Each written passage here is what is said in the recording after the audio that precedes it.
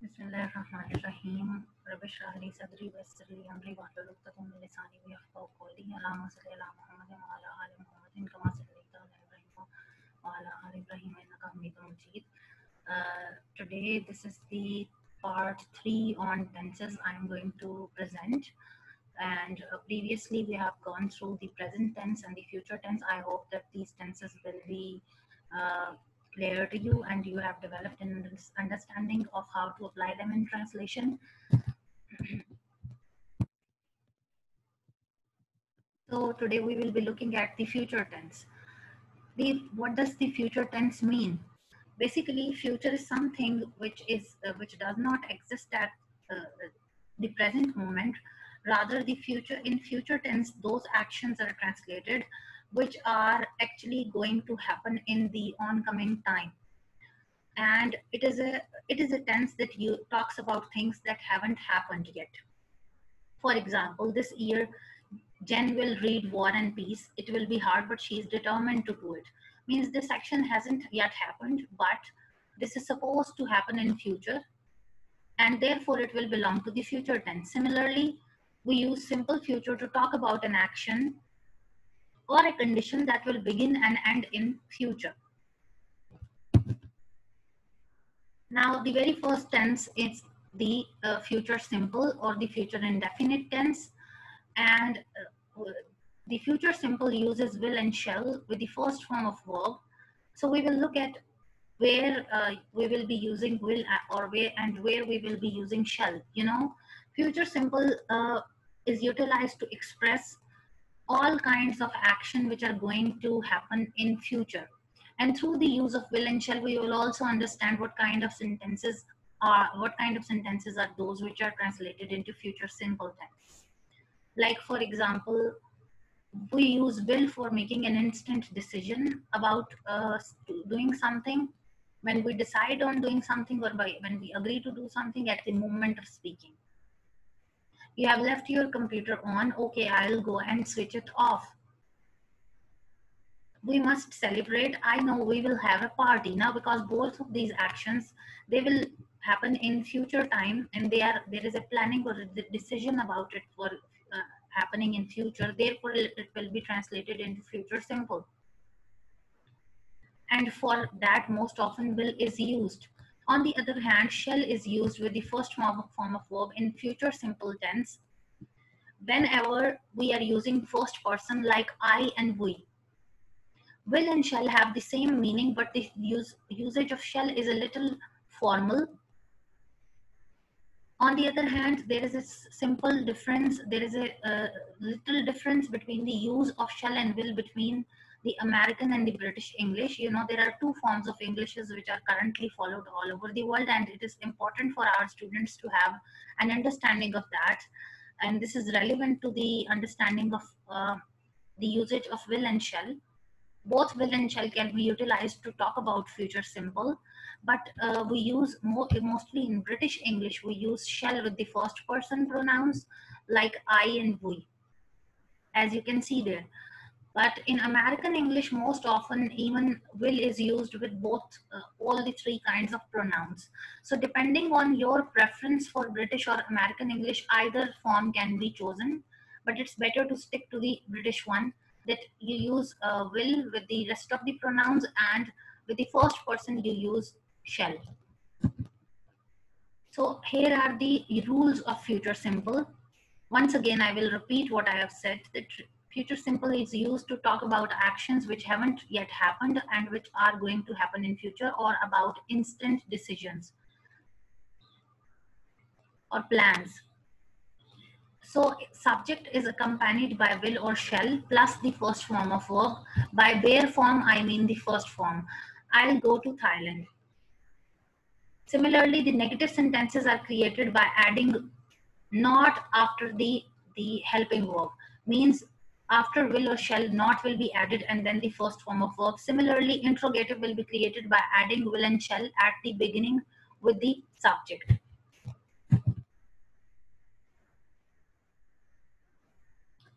future continuous tense, as is evident from the aspect of this tense that it is continuous, means it is going to talk about an incomplete action.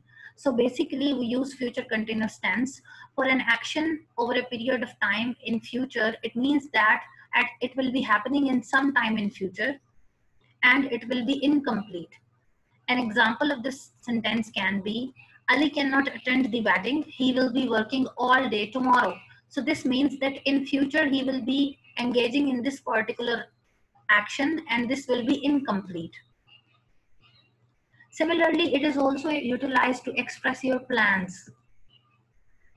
For example, an action which will happen in a course of events because it is a part of plan or part of a schedule of future events. The party will be starting at 10 o'clock. Now, because this is a future time and this is a planned event, therefore it will be translated into future continuous. Similarly, Trevor and Laura will be cleaning the house tomorrow. This is also a part of plan of an activity. Therefore, it will be expressed in future continuous tense. Now, the question of how to construct the future, the form of the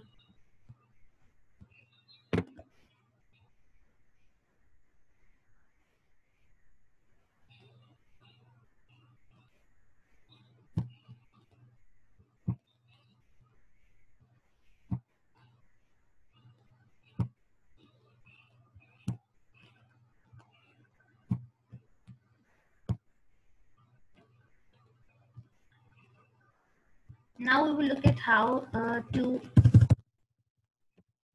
was entered by mistake here. Now we would look at the construction of future continuous tense. It is created by adding will be with the present participle, means the first form of verb and the ing.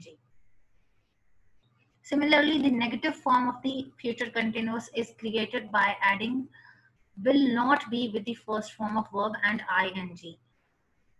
Similarly, questions are created by putting will or shall at the beginning with the subject and by adding be and verb, first form of verb and ing.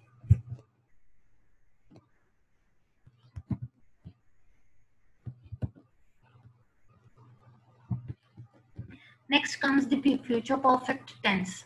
So future perfect tense talks about an action which will be completed in future time.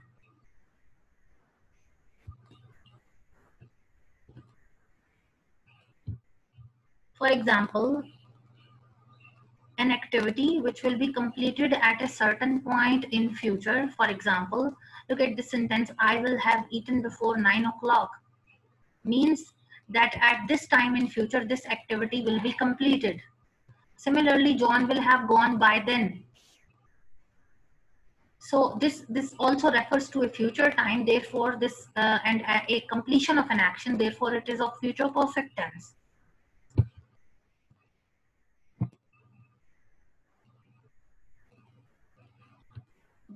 What are the rules of construction of future perfect tense? So the rules are that we put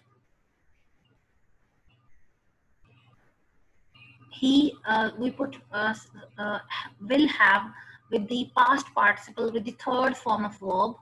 By past participle, I mean the third form of verb. And similarly, in the negative, we add not have with the third form of verb.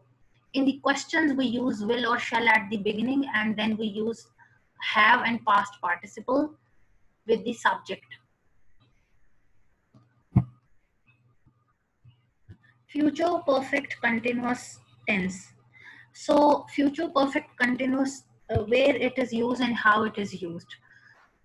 Actions that will have started in past, in future, it is used to translate those actions that will start in future and that will continue for a period of time in future, and they will not be complete at that particular time period. They will be still continuing. For example, they will have been flying to London for 4 hours by this time tomorrow. Means that this action will be continuing the action of flying to London will be continuing, will be in progress for 4 hours, which is a period of time, in tomorrow, which is a future time, and it will not be complete. Therefore, these kind of sentences will be translated into future perfect continuous tense.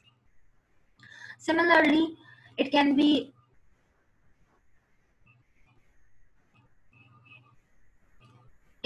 used to talk about an action which happened, which will be taking place before another action takes place in future. We will have been cleaning the house all day by the time she returns. Means she will return in a future time, although will is not used here, but it is of a future time. This particular clause here, it is of a future time. That although she will return in a future time, but before that particular event, another event will be taking place and it will be in progress. Therefore, the form of verb here will be will have been, which is the form of verb used for future perfect continuous tense. And the construction, we will be looking at the construction. It utilizes will have been and the first form of verb and ing in positive sentences or in affirmative sentences. It utilizes will have been, the first form of verb, and ing. In negative sentences, it is accompanied by will and not, and have been in the first form of verb and ing. And the questions are created by putting will at the beginning with the subject and the putting have been and the present participle after that. So hopefully the lecture on future tenses would be understandable and would be beneficial to you for studying translation and for practicing translation. And these are your translation practicing tasks, and the vocabulary development exercises which I have attached. You can prepare them, or you can translate them with the help of your own section teachers. Thank you.